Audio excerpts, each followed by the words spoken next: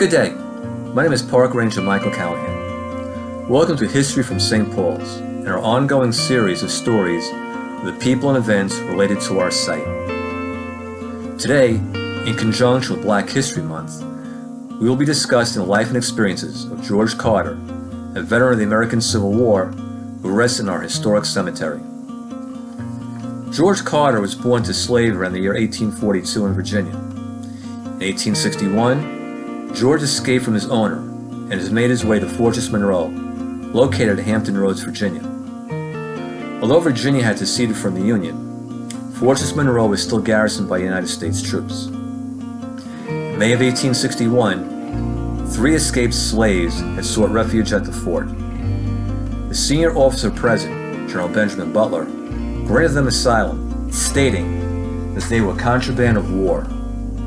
This, in legal terms, meant that they were the property of the United States Army, could not be seized by Confederate officials, but they were still not free.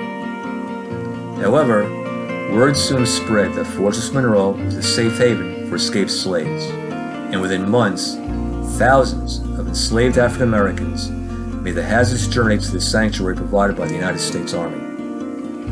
A large grand contraband camp was established outside the fort in a recently burned out area of Hampton, Virginia. The former slaves, George Carter included, were put to work by the Army, utilized as laborers, cooks, and field hands. Conditions at the camp were at times harsh. There were shortages of rations and supplies, and individual refugees were taken advantage of. But it was a first step towards real freedom for someone like George Carter, who had been held in bondage his entire life. It was a start. On 17 September 1862, the United States Army turned back General Lee's first invasion of the North at the Battle of Antietam, which resulted in an enormous loss of life on both sides. With this victory placing the U.S. government in a strong position, President Lincoln issued the preliminary Emancipation Proclamation on 22 September, freeing the slaves in states belonging to the Confederacy. Authorization to increase the recruitment of black troops into the U.S. Army was also authorized, but the results did not meet expectations. But once Frederick Douglass and other black leaders encouraged men of color to enlist, the number of recruits increased. By May 1863, the numbers had reached the point where the War Department established the Bureau of Colored Troops to manage the large number of black soldiers entering the Army. The Bureau was responsible for raising regiments of U.S. colored troops, recruited directly by the U.S. government, as opposed to state troops such as the famed 54th Massachusetts. The African American units were made of black enlisted men and white officers. All the men in these units took an enormous risk, however, not just from the dangers of battle itself, but also from a proclamation from the Confederate government, issued in December of 1862, which stated that any captured black enlisted men would be turned over to state governments for either execution or be placed into slavery.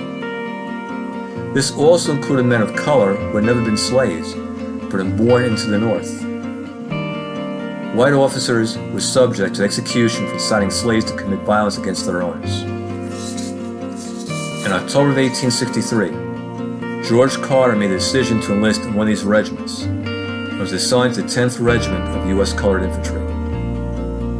The 10th was deployed to Virginia and served there until June of 1865, participating in operations along the James River, the Siege of Petersburg, Fort Powhatan, and the fall of Richmond in the final months of the war. In June of 1865, the 10th moved to Texas, where it served until May of 1866 along the Rio Grande, part of a demonstration of force directed at the French, who had invaded Mexico in 1861. In May of 1866, the 10th was mustered out of federal service. George Carter proudly served during the war. By the time of his discharge, he had married Rosa Quales, who had also escaped from slavery early in the war. They settled in the North, living on Long Island, residing for a period of time in the town of Babylon. By 1880, they moved to Mount Vernon, New York, where they reside on South 8th Street until the early 1900s. George found employment as a janitor and also as a gardener on the estate of George C. Clapp in Eastchester. The couple had 3 children, one of whom, James, followed his father into the U.S. Army. James Carter served in the 48th United States Volunteer Infantry in the Philippines during the rebellion. He was discharged in 1901, with character noted as being excellent and service as honest and faithful. He made his father proud. George Carter passed away on 13 December 1902, completing his journey from being born into slavery to dying as a free man. The Daily Argus, a local newspaper, stated in his obituary that George Carter always bore a good reputation and was generally respected. George Carter rests in the area of St. Paul's Cemetery utilized by the city of Mount Vernon. His grave is marked by a veteran's headstone, well earned for his service to his country as well as members of his community. Thank you for joining us today, and join us again next week for more history from St. Paul's. Thank you.